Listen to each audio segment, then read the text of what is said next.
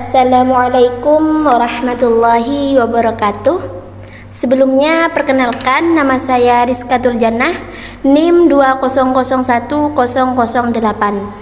Saya dari mahasiswa Akademi Farmasi Yanas Husada Bangkalan, D3 Farmasi. Pada kali ini saya akan menjelaskan tentang teknologi sediaan steril. Langsung saja, materi yang akan saya sampaikan pada kali ini yaitu untuk poin yang pertama terdiri dari pendahuluan, kemudian terminologi, kemudian yang ketiga yaitu cara sterilisasi, kemudian yang keempat yaitu metode sterilisasi, dan yang terakhir yaitu mengenai jenis dari sterilisasi. Langsung saja kita masuk pada materi yang pertama yaitu pendahuluan. Nah, di sini untuk metode yang pertama, untuk teknologi farmasi sediaan steril itu mempelajari apa yang kita ketahui di dalamnya setelah mempelajari teknologi farmasi sediaan steril, yaitu di dalamnya mempelajari dari cara sterilisasi dengan teknik dan prosedur yang pembuatan SFS sesuai dengan ketentuan cara pembuatan obat yang baik atau CPOB. Di mana dari teknologi farmasi sediaan steril ini bertujuan untuk mencegah dari kontaminasi saat pembuatan dan terhadap bahan-bahan yang akan dipakai. Dalam artian ketika kita tahu cara mensterilisasi alat, bahan ketika di dalam laboratorium supaya terhindar dari kontaminasi seperti bakteri yang akan menempel pada benda atau bahan yang ada di dalam laboratorium tersebut. Nah, kita memasuki untuk poin yang kedua yaitu mengenai terminologi. Nah, apa sih sub-sub atau isi dari terminologi ini? Yaitu yang pertama ada terminologi sterilisasi, kemudian ada terminologi disinfeksi, kemudian ada antiseptik, dan ada terminologi tentang sanitasi.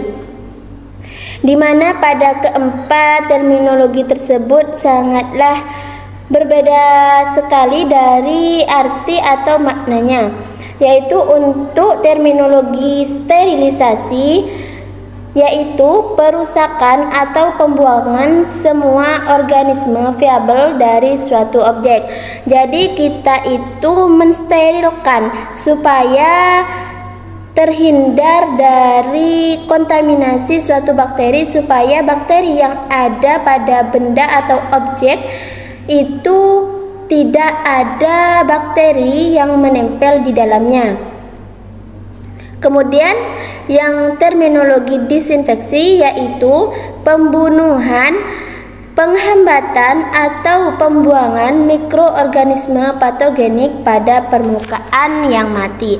Nah, di sini perlu digarisbawahi pada permukaan yang mati yang berarti yaitu terhadap seperti pada benda, contohnya pada meja, pada alat seperti Erlenmeyer, kemudian pada cawan Petri dan lain sebagainya.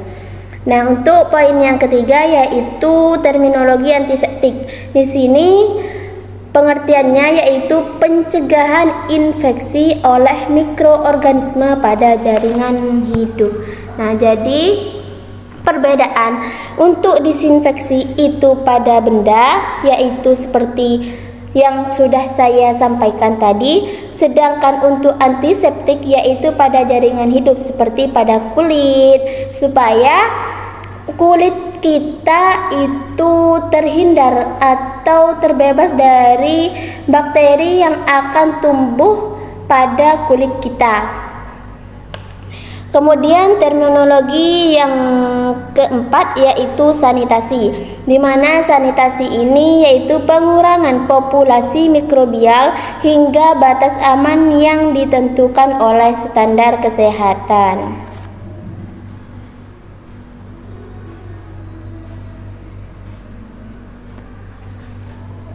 Nah, kita memasuki untuk poin yang ketiga, yaitu setelah kita ketahui dari macam-macam atau terminologi pada teknologi farmasi sediaan steril, kita harus ketahui bagaimana caranya mensterilisasikan suatu objek atau suatu benda, yaitu di sini ada cara sterilisasi di mana menurut Farmakope Indonesia edisi ketiga.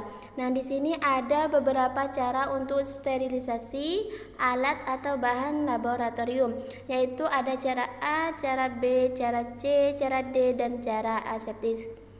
Untuk cara A di sini yaitu menggunakan pemanasan basah atau bisa menggunakan alat yang namanya autoclave, di mana untuk pemanasan basah di sini diperuntukkan pada alat-alat laboratorium yang tidak tahan terhadap panas. Contohnya seperti gelas ukur, Erlenmeyer, dan lain sebagainya. Untuk pemanasan basah dengan autoclave di sini yaitu pada suhu 115 derajat Celcius sampai 116 derajat Celcius yang memakan waktu kurang lebih selama 30 menit. Untuk cara B di sini terdapat penambahan bakterisida. Kemudian cara yang ke C yaitu penyaringan bakteri steril, dan untuk yang ke D yaitu pemanasan kering. Untuk pemanasan kering di sini yaitu biasanya menggunakan oven di mana pada suhu 150 derajat Celcius yang memakan waktu kurang lebih selama 1 jam. Dan untuk pemanasan kering atau menggunakan oven ini diperuntukkan pada alat-alat laboratorium yang tahan terhadap panas. Contohnya seperti cawan Petri atau Petri dish. Dan kemudian yang terakhir untuk cara sterilisasi menurut Farmakope Indonesia edisi ketiga yaitu cara aseptis yang sudah saya sampaikan di awal, yaitu untuk pencegahan suatu infeksi oleh mikroorganisme pada jaringan hidup seperti pada kulit. Di sini ada juga menurut Farmakope Indonesia edisi keempat tentang cara sterilisasi, di mana caranya ada 6, yaitu yang pertama ada pemanasan basah sama, yaitu menggunakan autoclave. Kemudian ada pemanasan kering atau menggunakan oven, kemudian penambahan zat-zat tertentu, kemudian penyinaran dan sterilisasi gas, dan yang terakhir yaitu teknik aseptis. Langsung saja untuk poin yang keempat yaitu metode dari sterilisasi. Di sini untuk metode dari sterilisasi ada 4 metode. Yang pertama ada metode kimia, yaitu metode seperti contoh pada antibiotik, fenol, dan lain sebagainya. Kemudian ada metode radiasi, di mana untuk metode radiasi ini biasanya menggunakan sinar, yaitu seperti contoh pada UV, sinar UV atau radiasi plasma, sinar gamma gitu. Dan untuk cara yang ketiga yaitu menggunakan atau metode sterilisasi fisika, yaitu menggunakan pemanasan seperti pemanasan basah ataupun pemanasan kering. Kemudian yang terakhir yaitu metode sterilisasi mekanik, di mana mekanik ini seperti contoh pada sterilisasi, filtrasi atau proses penyaringan. Untuk ketiga jenis dari metode sterilisasi ini yaitu metode destruksi. di mana metode destruksi di sini, nah saya singkat MD, di mana metode destruksi di sini yaitu dimatikan akan tetapi tanpa dibuang. Dan untuk metode dari sterilisasi mekanik di sini yaitu metode removal. Nah, untuk metode removal di sini yaitu kebalikannya, yaitu dibuang. Nah, untuk pemilihan sterilisasi, bagaimana caranya untuk memilih? Yaitu kita harus bisa memilih dari stabilitasnya, kemudian dari efektivitasnya, dari waktunya, kemudian yang terakhir pastinya dari segi biayanya. Nah, untuk poin yang terakhir yaitu jenis dari sterilisasi.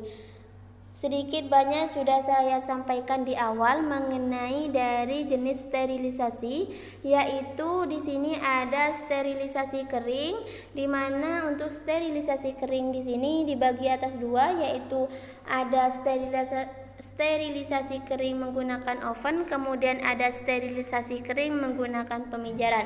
Untuk sterilisasi kering menggunakan oven yaitu biasanya digunakan pada alat-alat gelas seperti pada cawan petri dan lain sebagainya, kemudian alat porselin, logam, tube, dan dari timah. Dan untuk alat gelas ini perlu digarisbawahi, untuk sterilisasi kering pada oven itu tidak diperbolehkan pada alat-alat gelas yang terdapat di dalamnya ukurannya atau terdapat volumenya di dalamnya, karena ketika diulang-ulang maka akan terjadi pemuaian terhadap gelas tersebut, seperti contoh gelas ukur. Dan untuk sterilisasi kering di sini ada pemijaran, di mana untuk pemijaran di sini itu digunakan pada seperti bunsen. Kita mensterilisasikan, alat yang digunakan untuk sterilisasi yaitu pinset, alat gelas atau logam berukuran kecil, dan batang pengaduk. Nah, sedangkan untuk sterilisasi basah yaitu menggunakan autoclave, di mana contoh alat yang disterilkan itu yaitu alat gelas porselin, kemudian alat karet, kain. Nah, kain di sini itu contohnya seperti pada jas laboratorium. Kemudian yang terakhir yaitu alat logam. Dan untuk hubungan suhu dan waktu sterilisasi ini yaitu perlu kita ketahui bahwa semakin tinggi suhu yang dibutuhkan maka semakin lama waktu yang akan digunakan. Nah, contohnya pada pemanasan basah dengan autoclave untuk suhu 115 derajat Celcius sampai 118 derajat Celcius itu memakan waktu selama kurang lebih 30 menit. Sedangkan untuk pemanasan kering itu biasanya menggunakan oven, di mana untuk derajatnya atau suhunya yaitu kurang lebih 160 derajat Celcius dengan waktu kurang lebih 120 menit. Nah, di sini kita perlu ketahui jika semakin ditambahkan suhunya maka waktu yang akan digunakan akan semakin lama juga. Nah, sekian, terima kasih. Mungkin sampai saat ini dari saya, kurang lebihnya mohon maaf. Semoga bermanfaat. Wassalamualaikum warahmatullahi wabarakatuh.